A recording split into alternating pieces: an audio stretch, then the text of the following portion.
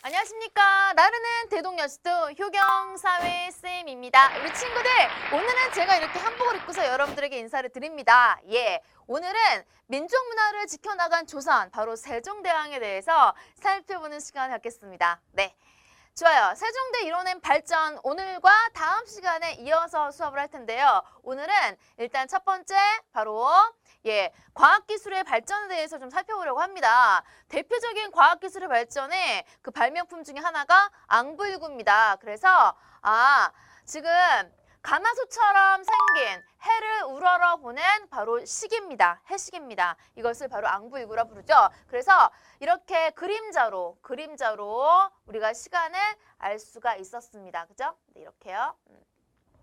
좋아요. 그 다음에 자격루라는 것은 무엇이냐면 스스로 때려가면서 징이나 북을 치면서 시간을 알 수 있는 건데, 물의 흐름을 이용을 해서 그 정각 2시간마다 이렇게 인형들이 나와서 시간을 알려주었던 거죠. 이것도 원리도 이제 제가 자세하게 설명드릴게요. 네.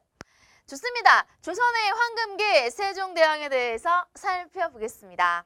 네, 우리 친구들 이제 우리 장영실과 세종대왕이 직접 백성들을 위해서 만든 다양한 과학기구에 대해서 살펴보겠습니다. 자료실 14강 우리 손그림 노트를 보게 되면 그림들이 다 나와 있을 거예요. 그럼 거기다가 간단하게 두세 줄로 쓰면 됩니다. 첫 번째, 시계입니다. 시계. 예, 이 시계는 해 그림자를 통해서 우리가 시간을 알 수 있고 소뚜껑 모양으로 만들어졌기 때문에 이 시계 이름이 앙부일구예요. 어려운 말로. 그래서 일이라는 것이 바로 햇빛. 그래서 태양을 우러러 보면서 소뚜껑처럼 생긴 그런 해시계다라는 뜻으로서 그냥 우리는 여기다가 해시계라고 쓸게요. 네. 요 해시계가 얼마나 좋으냐면 봐봐. 무엇을 통해서 낮에 밤이나 흐린 날은 안 돼요. 낮에 이렇게 아침이 7시부터 9시가 용시라 그래서 진시예요. 진시. 그래서 요때 해 그림자가 용의 그림을 비치고 있습니다. 그래서 해의 그림자를 통해서 우리가 시간을 알 수 있는데 지금 우리 글을 보니까 동지, 태설, 하지, 입동, 추분 이렇게 나왔었잖아. 이것이 24절기라 불러요. 그래서 해의 이런 그림자의 길이를 통해서 우리가 1년을 24가지로 나눠서 언제 농사 준비를 하고 언제 씨를 뿌리는지 미리 정해놨는데 이것이 여기 이렇게 한자로 사실은 다 써있더라고요. 그리고 우리 같은 백성들은 사실은 글자를 잘 몰라요. 그래서 우리 같은 백성들을 위해서 봐봐. 우리 그 당시 서울에 가장 사람이 많이 붐비는 데가 시장인데 종로잖아요. 지금도 거기는 종로예요. 그래서 그 시장 이름은 운종가라 부르는데 운종가에 이런 앙부일구 해시계가 몇 개 있었어요. 그리고 특히나 요 그림자 봐봐. 닭이나 원숭이 양이라고 한자로 쓰인 게 아니라 그림으로 표시를 했대요. 시각을. 이렇게 보시면 돼요. 그래서 만약에 토끼 시가 되면은 말 그대로 묘시라 부르는데 묘시에는 이렇게 토끼 그림이 이렇게 나와 있대요.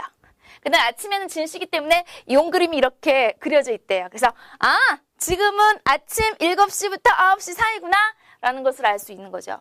그 다음에 9시부터 11시가 이제 토끼가 이렇게 비추고 있는 거죠. 그래서 이렇게 시간을 알 수 있었다고 합니다. 네, 좋아요. 어때요? 정말 과학적이고 상당히 재미나죠? 근데 저는 몇 번을 봤는데도 솔직히는 잘은 모르겠더라고요. 이게 한자도 조금 어렵고 해서 어쨌거나 그때 설명 한번 제가 들었던 기억이 나네요. 네, 좋아요. 두 번째 그림. 이거는 봐도 모르겠어. 그죠? 이게 바로 뭐냐면 이것도 시계긴 시계인데 이름이 자격루라는 시계예요. 그래서 스스로 머리를 때리면서 징을 울리거나 북을 울려서 시간을 알려주는 그런 시계인데 뭘 징을 울리고 뭘 북을 때려 아무리 봐도 몰라. 그래서 제가 이렇게 쓸게요. 자동으로 물이 똑똑똑 떨어지면서 물통에 물이 차면 그 다음에 그 물통이 찬 것에 의해서 줄 같은 것이 연결이 돼 있어서 바로 줄 같은 것이 연결이 돼 있어서 시간을 알 수 있었다고 합니다. 그래서 여기다가 물시계로 시각을 우리가 알 수 있었다. 그런데 이것은 좋은 게 저 앙부일구 같은 경우는 해가 바짝 떠 있을 때는 가능해요. 근데 밤에는 안 되잖아. 그런데 이거는 밤에도 가능해요. 밤에도 가능하고 날씨가 흐려도 가능합니다. 그래서 뭐 지금 현재는 요것만 달랑 남아있기 때문에 어떻게 생겼는지는 아무도 자세히 알 수 없어요. 그러나 전문가들이 이것을 그림으로 직접 그려서 한번 복원을 해봤는데 그것을 제가 조금 이따가 보여드릴게요. 그래서 실제로는 우리 왕궁 안에 있었다고 합니다. 그래서 예전에는 밤에 일일이 관리들이 잠을 설쳐가면서 종을 울리거나 북을 쳤다고 하는데 이제 자경루의 발명 이후에 조금 더 편안하게 잠을 잘 수 있었다라는 의견이 있어요. 네, 오케이! 좋아요. 그 다음에 세 번째는 그 유명한 치국입니다. 박물관에도 있는데 이 치국이는 몸통이 되게 커요. 그 다음에 여기가 지금 그러니까 비의 양을 받는 물통이라고 보시면 돼요. 그래서 이름은 치국이. 그래서 요거는 치국대, 요거는 치국이라 부르는데 지금 한자로는 일단 치국이라 써있죠? 여기 제가 이렇게 쓸게요. 지금 치국이는 비의 양을 측정하는 것이고 세계에서 가장 오래된 비의 양을 측정하는 도구였습니다. 특히 우수한 점이 뭐냐면 치국이 같은 경우는 각 지방 관청에 다 있었어요. 그래서 우리 각 지역별 비의 양을 하나하나 기록을 다 했었다고 합니다. 한 470년 정도를 기록을 한 게 있었는데 그 책자가 없어졌어요. 그 책자가 있으면 세계 기록유산 되는 건데 아쉽죠? 그래서 치국이라는 것도 세종대왕 때 만들어져서 전국의 관청에 보급되었다라는 것도 기억해 주시고요. 요거는 또 뭐냐? 이거는 우리 친구들 수표라는 거예요, 수표. 말 그대로 물의 깊이를 재는 표예요, 표. 자야 자, 쉬운 말로. 그래서 이거는 우리 지금 청계천이라 그래서 경복궁이랑 가장 가까운 시냇물이 있습니다. 그 청계천에도 있었고 한강에도 있었어요. 조금 멀리 떨어진 한강에도 있었다고 하지요. 그래서 실제로 지금 청계천에 가서 수표를 직접 찾아보세요. 있어요. 네, 그리고 국립중앙박물관에도 수표가 있어요. 찾아보세요. 네, 좋아요. 그 다음에 이제 네 번째 그림은 우리 간이와 쌍둥이 친구라고 할 수 있는 조금 어려운 말로요. 혼천이라는 게 있어. 혼천이.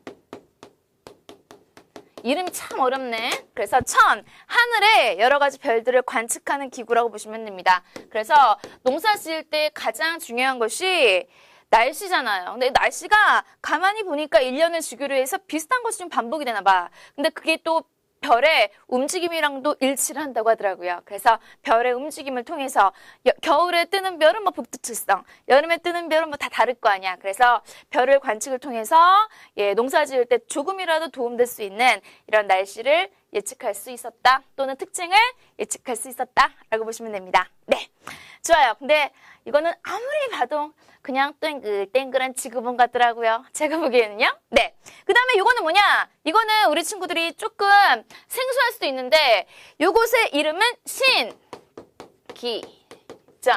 귀신 잡는 기계예요. 귀신 잡는 기계.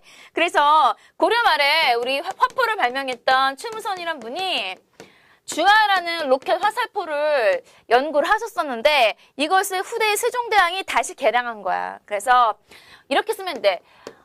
화살들이 로켓처럼 한꺼번에 100개가 후루룩 나가. 이게 딱 이렇게 불을 딱 쏘게 되면 여기 사실은 구멍이 100개 정도가 돼요. 그게 확 나갔는데 멀리 갈 수 있는 신기전은 1km까지 간대요. 와우! 그 정도로 상당히 무시무시했던 건데 이것이 세종대왕 때 많이 쓰였다고 합니다. 그래서 왜구들이 쳐들어왔거나 특히 북방에 여진족이 쳐들어왔을 때 사용을 했다고 하죠. 영화 신기전이라는 영화를 보게 되면 조금 더 참고가 되지 않을까 싶네요. 네, 우리 친구들 그러면 지금 보았던 과학기구에 대해서 이제부터 그림으로 봐요. 좋습니다. 그 다음에 이제 세종대왕은 또 왜 문화의 황금기냐? 각종 과학기구를 많이 발명을 하게 돼요. 그죠? 그래서 얼마나 많은 과학기구가 있는지 살펴볼게요.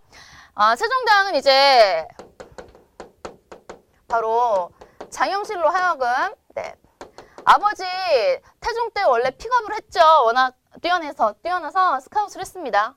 동네에 있는 노비였는데 그래서 장영실은 유학을 보내요. 명나라로. 그래서 각종 기계랑 관련된 서적들을 가지고 와서 국가에 정말 중요한 기구들을 많이 만들게 돼요. 그죠? 네. 이제 시계부터 갈게요. 시계가 나오는데 지금 요거는 이제 해 그림자로 우리가 시간을 체크할 수 있는 이게 뭐예요? 앙부일구예요. 그죠? 네.